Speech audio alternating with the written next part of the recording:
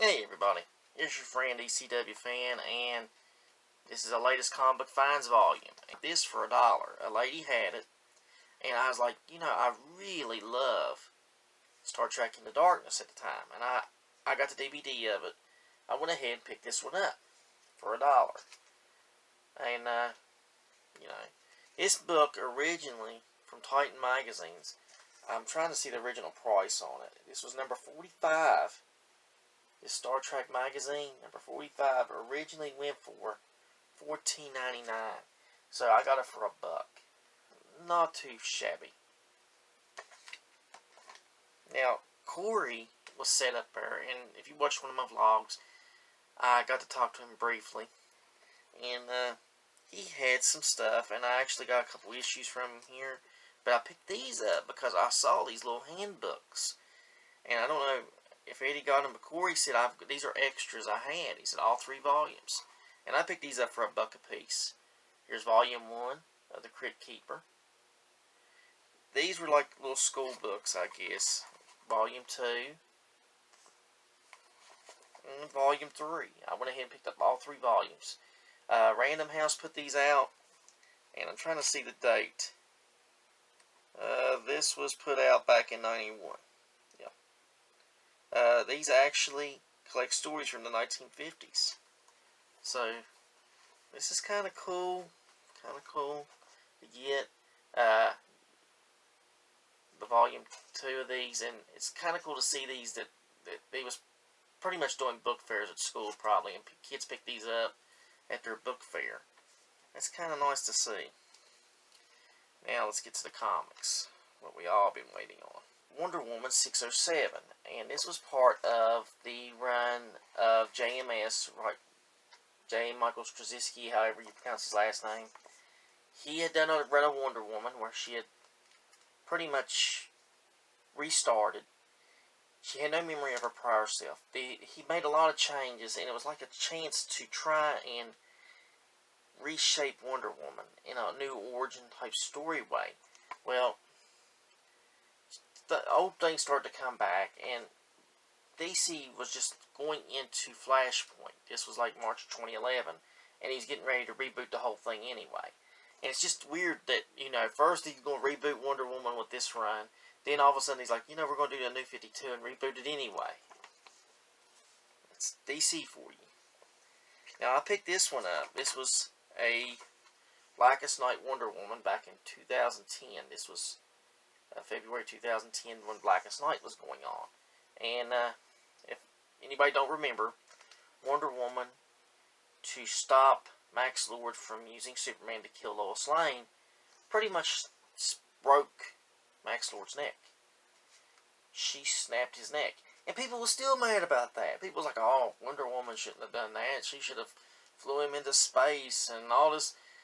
I'm like, for fuck's sake, man. She had to react quick.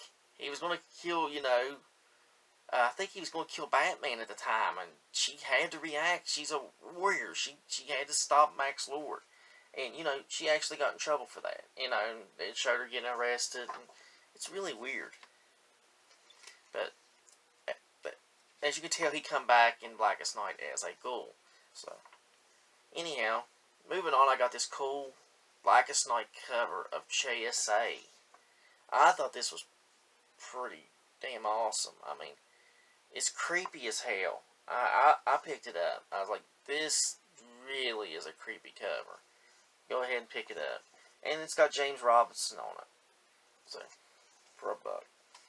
Now, these last 2 issues I got these newest issues I got was Justice number 5 and Justice number 6, which had the Alex Ross series from 2005 and 2006.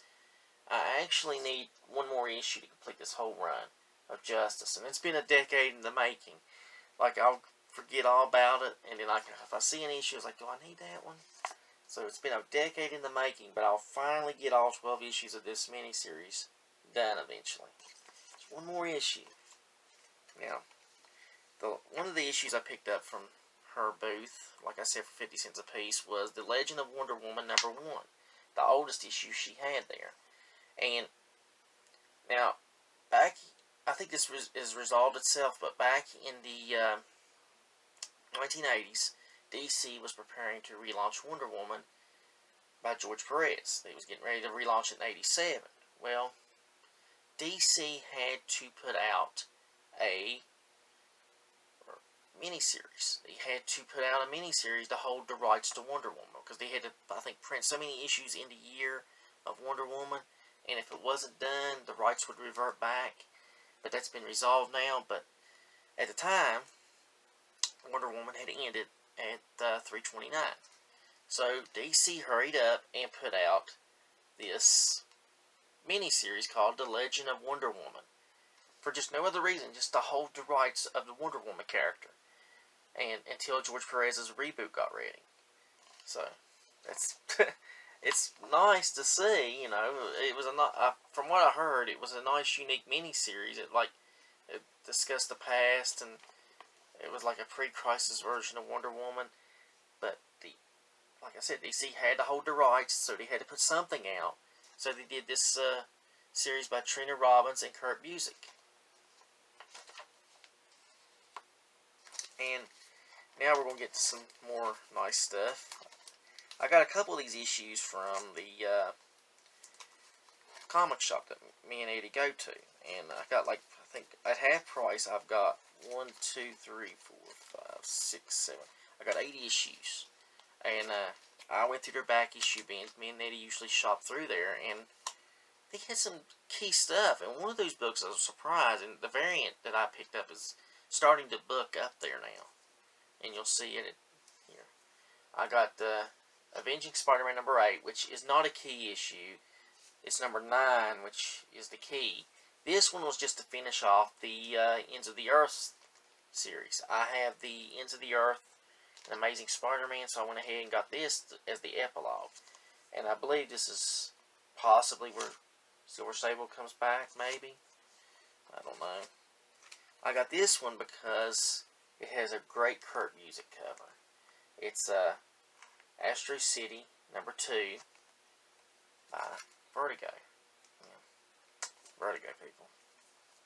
Kind of sad, but yeah, this was nice. This was a nice cover. I liked it. Like I said, Kurt Busiek could draw anything. I got this Kurt Busiek cover, and this one in Immortal Hulk number 17. That's a nice one. And I've got West Coast Avengers at half price number 1.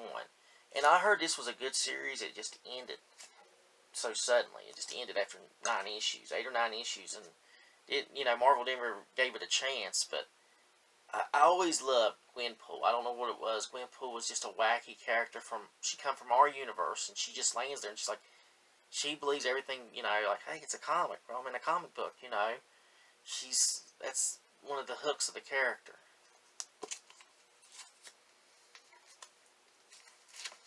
I got Mighty Thor number 1, where Thor had came back and took over his own title again, and Jane Foster had died. And I think that's the hint here, where she is on this cover, because she was battling cancer. And I actually have that issue in here. I actually have Mighty Thor 706. I think this might be the final issue of that relaunch series, where they did the legacy numbering for a while.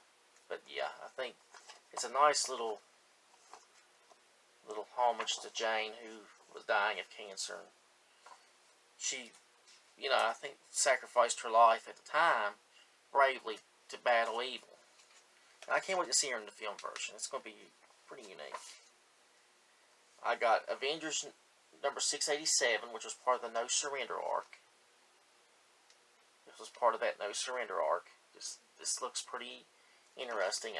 I wish I could find the Immortal Hulk first appearance, but I can't find it. Eventually, maybe one day when it goes down, I'll find it. I'd like to get the whole run of Avengers right there, but we'll see. And the most valuable book that I got for half price, and it was a sketch cover, a white sketch cover, is the Walking Dead number 19. This is this artist.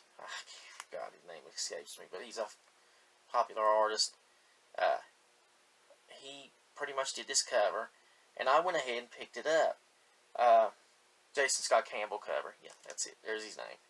He done a cover of 19, and Eddie said, that's booking a little bit. I think it's on my comic shop. They want $30 for it now.